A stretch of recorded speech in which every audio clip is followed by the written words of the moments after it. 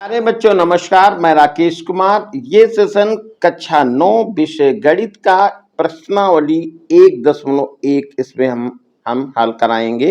तो देखिए, चलिए शुरुआत करते हैं। पहला प्रश्न है, रिक्त स्थानों की पूर्ति कीजिए।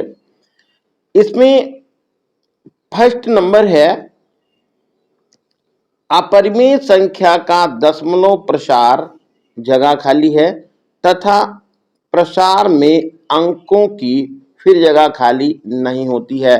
तो अपरिमेय संख्या के विषय में आपने पढ़ा है कि अपरिमेय संख्या में वो होती हैं जिनको हम अंश और हर या p/q के रूप में नहीं लिख सकते हैं।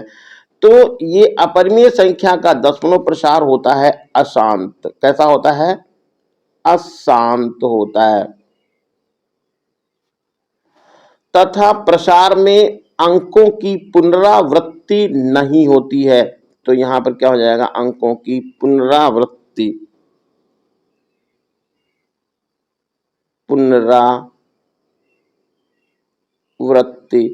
नहीं होती है। अब है इसका सेकंड पार्ट, परिमेय संख्या का दशमलव प्रसार शांत। देखिए, परिमेय यहां पर बात की थी, अपरिमेय यहां है परिमेय। तो परिमेय संख्या का दशमलव प्रसार कैसा होता है?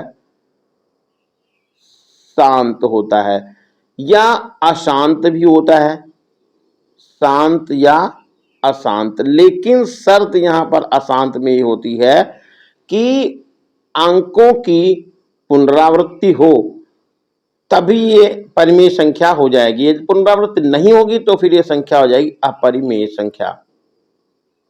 अगला क्वेश्चन नंबर 3 है, परिमेय संख्या को पर निरूपित किया जा सकता है।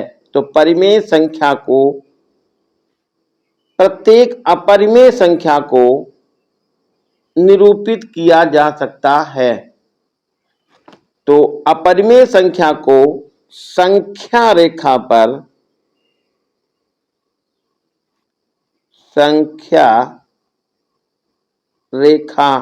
तो लिखा ही था, संख्या रेखा आपको यहां पर फिल करना है। अगला क्वेश्चन है, सेकंड नंबर क्वेश्चन, इसमें दिए गए कथनों में सत्य तथा असत्य होने की विवेचना कीजिए। अब पहला इसमें खंड दिया हुआ है, प्रत्येक वास्तविक संख्या एक अपरिमेय संख्या होती है। प्रत्येक वास्तविक संख्या एक अपरिमेय संख्या होती है। तो देखिए, प्रत्येक वास्तविक संख्या एक अपरिमेय संख्या होती है। तो वास्तविक संख्या की जो डेफिनेशन है वो है कि परिमेय संख्या और अपरिमेय संख्या के सम्मिलित रूप से इनको लिखने पर, या कह सकते हैं सम्मिलित समुच्चय जो होता है वो अपरिमेय संख्या कहलाती है। तो अपरिमेय संख्या वास्तविक संख्या जो होती है वो परिमेय भी हो सकती है और अपरिमेय भी हो सकती है। इसका मतलब ये हो गया कि पहला ऑप्शन यहाँ पर गलत हो गया, क्योंकि प्रत्येक वास्तविक संख्या अपरिमेय संख्या है, जो कि ऐसा नहीं है। वास्तविक संख्या जो होगी वो परिमेय भी होगी और अपरिमेय भी हो सकती है। अगला क्वेश्चन है, प्रत्येक वास्तविक संख्या परिमेय या अपरिमेय को संख्या रेखा पर निरूपित किया जा सकता है। तो चाहे परिमेय संख्या हो चाहे अपरिमेय संख्या हो, उसको संख्या रूप रेखा पर निरूपित किया जा सकता है। ये बात सही है। ऑप्शन नंबर यहाँ पर सेकंड, यानी जो प्रश्न है वो सेकंड सही है। क्वेश्चन नंबर 3 है, पाई एक परिमेय संख्या है। पाई एक परिमेय संख्या नहीं है, क्योंकि पाई का मान 22/7 लिखते तो जरूर है, लेकिन इसको यदि भाग करें तो ये जो है वो अशांत अनावर्ती है। इसलिए यहाँ पर पाई जो है वो परिमेय संख्या नहीं है और ये गलत हो गया है।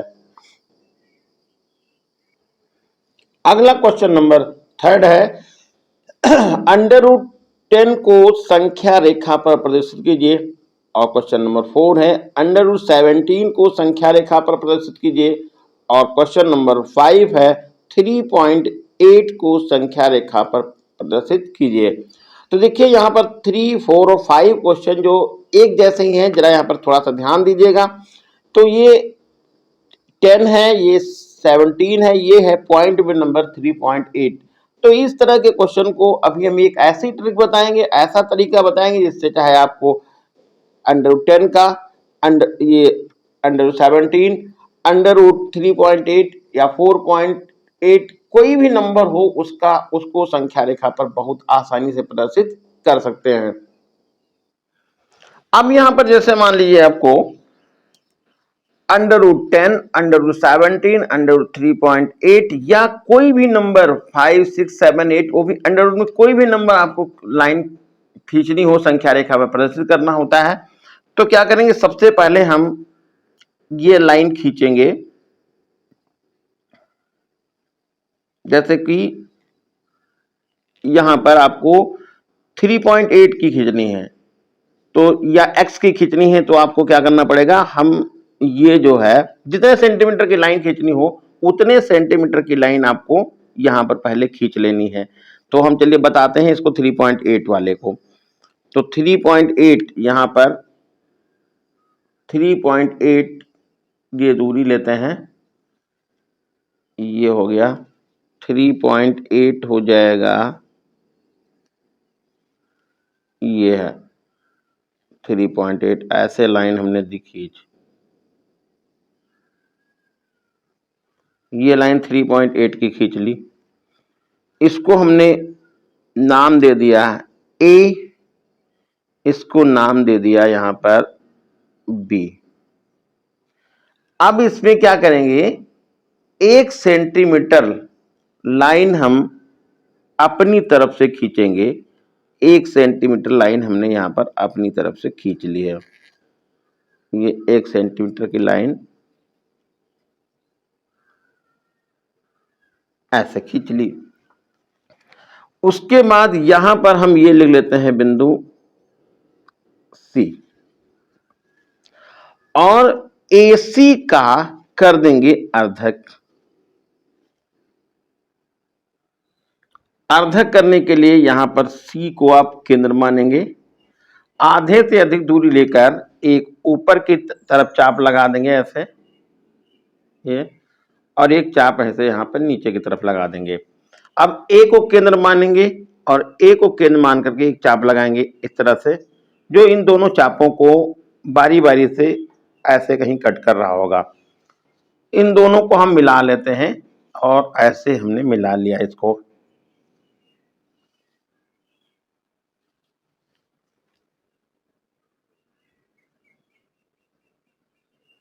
ये लाइन मिला ली, ये अर्धक हो गया। अर्धक करने के बाद जो बिंदु आपको मिल गया, यहां पर रखेंगे प्रकार की नोक। इसको चलिए हम मान लेते हैं बिंदु डी, जहां पर ये अर्धक हो गया इसको डी मान लिया। डी से ए तक की दूरी ले ली, ये डी से ए तक की दूरी ली और एक बना दिया अर्धवृत्त।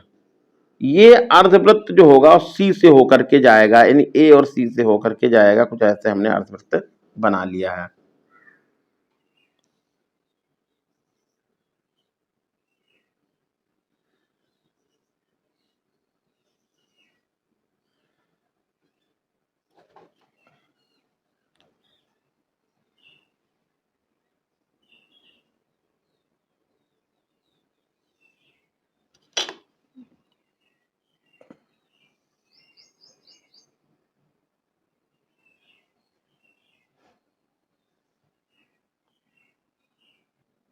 अब इस लाइन को आगे और बढ़ा लेते हैं। तो देखिए इस लाइन को मैंने ऐसे आगे बढ़ा लिया है, ये आगे तक लाइन बढ़ा ली।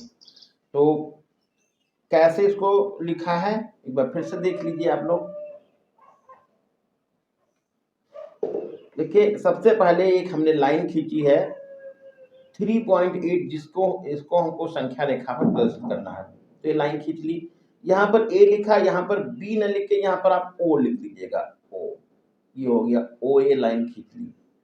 और फिर इसमें 1 सेंटीमीटर दूरी आपको बढ़ानी है, चाहे जितने की लाइन आपको खींचनी हो, 1 सेंटीमीटर यहाँ पर आपको बढ़ाना है। हम कह सकते हैं OC का जो मान होगा वो सदैव कितना रहेगा, 1 सेंटीमीटर ये हो गई। तो 1 सेंटीमीटर की लाइन आपने खींच लिया सर।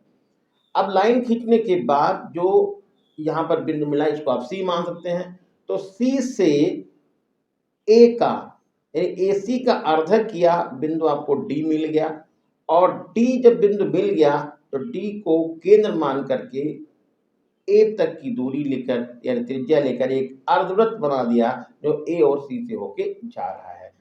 इसके बाद क्या करना है, बिंदु O पर आपको 90 अंश का कोण बनाना है। वो आप पटरी प्रकार से बना सकते हैं या कोण मापी से भी बना सकते हैं। तो कोण आपको यहाँ पर O पर 90 डिग्री का बनाना है, और यहाँ पर देखिए बिंदु O पर मैंने 90 डिग्री का ये एंगल बना लिया है, ये 90 डिग्री का कोण बना लिया।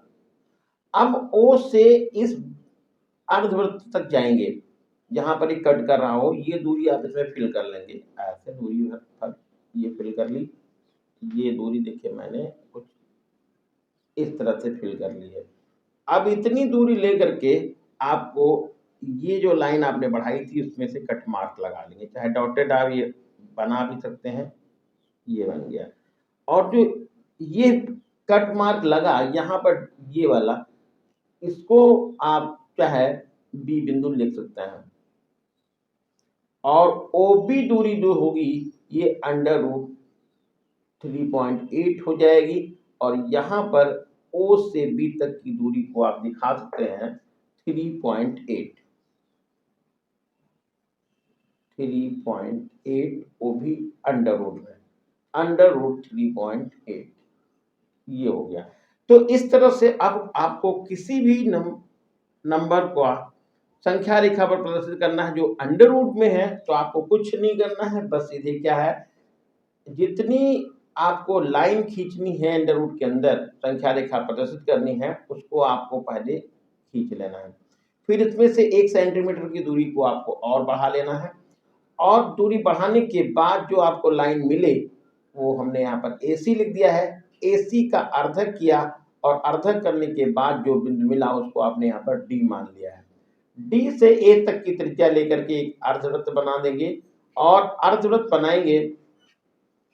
फिर बिंदु O पर 90 अंश का आप कोण बना देंगे, और 90 अंश का कोण बनाने के बाद जो ये लाइन यहाँ पर लिखना चाहे तो आप OE लिख सकते हैं। OE रेखा ये भी हो जाएगी कितनी, √3.8 की। अब यहाँ से OE दूरी लेकर के आप एक चाप लगा देंगे या संख्या रेखा पर दूरी कट कर लेंगे जो आपको यहाँ पर दिखानी थी। तो ये बिंदु B मिल गया, और यही जो है OB बिंदु ये संख्या रेखा पर B बिंदु संख्या रेखा पर प्रदर्शित हो गया, और OB दूरी √3.8 के बराबर हो जाएगी। तो ये था आज का वीडियो, कैसा लगा आपको कमेंट करके जरूर बताइएगा। धन्यवाद।